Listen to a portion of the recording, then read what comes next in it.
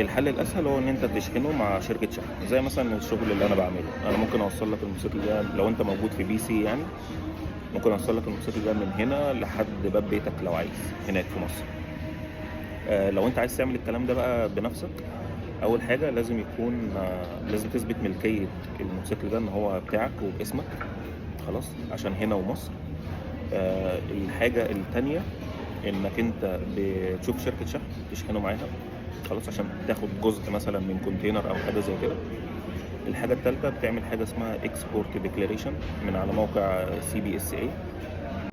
ده بالنسبه تقريبا لكندا، خلاص.